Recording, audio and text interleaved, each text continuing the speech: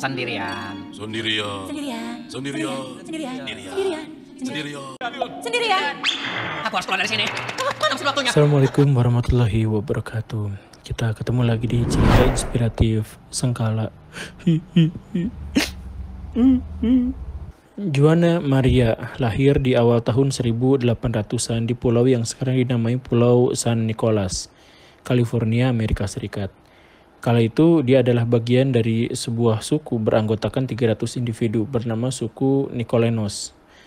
Tetapi tahun 1811, suku itu diserang oleh para pemburu yang membutuhkan budak. Ada penculikan, ada pembunuhan, dan Maria kecil melihat semua tragedi itu di depan matanya sendiri. Dari peristiwa itu, suku Nicolenos tersisa hanya 20 orang saja, termasuk di dalamnya Maria yang masih kecil.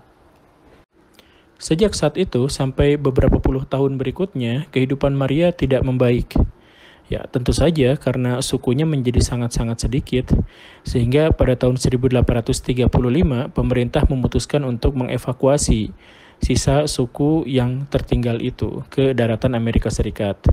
Tetapi Julia tidak ikut ke kapal evakuasi karena sedang mencari anaknya yang masih kecil. Kapal evakuasi tidak mau menunggunya karena pada waktu itu ada badai besar. Dan Julia akhirnya ditinggalkan begitu saja dengan anaknya yang tidak pernah ditemukan. Dan sejak saat itu tidak ada lagi yang ingat soal Julia. Ia dibiarkan di pulau tak berpenghuni. Tahu kapal evakuasi pergi menjauh, Julia tak punya pilihan. Dia membuat sendiri kendi air minum, rumah dari kerangka dan kulit ikan paus, jarum jahit dari tulang, dan membuat pakaiannya sendiri. Hari demi hari, bulan demi bulan berlalu. Julia hidup tanpa kontak dengan satupun manusia di dunia. Dia bertahan hidup dengan berburu bebek, anjing laut, dan memancing ikan. Ia bertahan hidup dengan cara seperti itu selama 18 tahun dan tanpa bantuan orang lain. Mengerikan.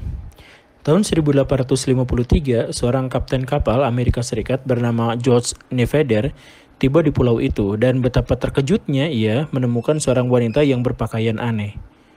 Wanita itu tidak lari ketika dihampiri awak kapal. Dia tersenyum, membungkuk, dan mencoba berkomunikasi meski bahasanya sama sekali tidak dimengerti. Dia ramah dan baik hati, tetapi tidak banyak informasi yang bisa digali darinya. Dengan bahasa tubuh sederhana, dia setuju untuk dibawa ke pusat peradaban, bertemu dengan manusia-manusia yang selama 18 tahun tak pernah dia lihat.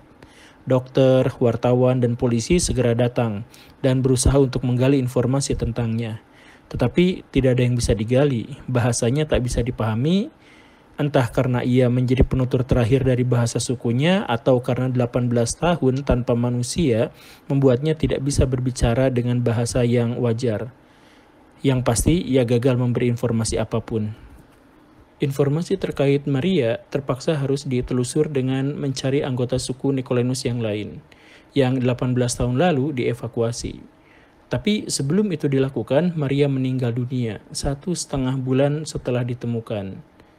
18 tahun tinggal sendirian di pulau tak berpenghuni membuat kondisi fisiknya sangat rusak.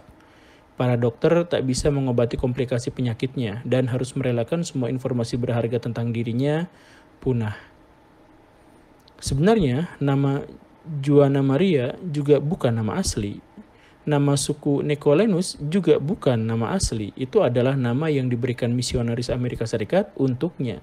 Karena kisah tentang hidupnya tak pernah bisa diceritakan.